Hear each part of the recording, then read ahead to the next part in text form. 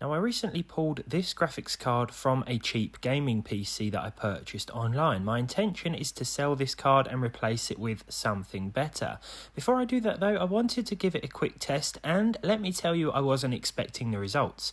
So this is a GTX 960. It launched in 2 and 4 gigabyte versions back in 2015, and I was thinking, sure, it will be fine for those lightweight and esports titles like Counter-Strike 2 here, and in fact we saw over 200 FPS on some occasions.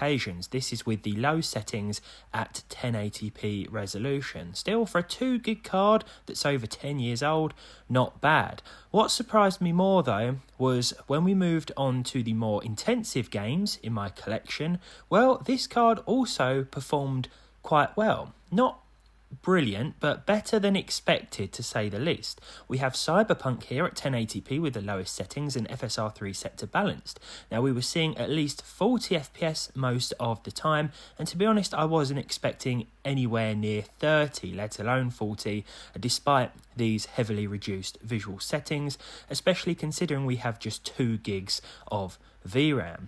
It wasn't just Cyberpunk though. We'll move on to Arc Raiders next, and we featured this in yesterday's short when we pulled this out of the 3600 gaming PC that we found it inside. But in Arc Raiders, at the lowest settings at native 1080p, we saw at least 30 FPS there too.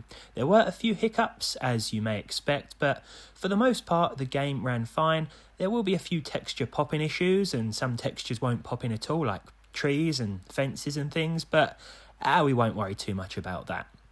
It's also worth mentioning that Battlefield 6 ran pretty well. I consider this a fairly well optimised game on PC, but even so, using a 2 gig 960 from 2015 produced better results than I was expecting. Again, these aren't necessarily good results or playable results for some, but I think considering the age of the card and the card itself, this really wasn't too bad. So I'm glad I gave this a fairer test, and perhaps we'll make a full-length video on it soon.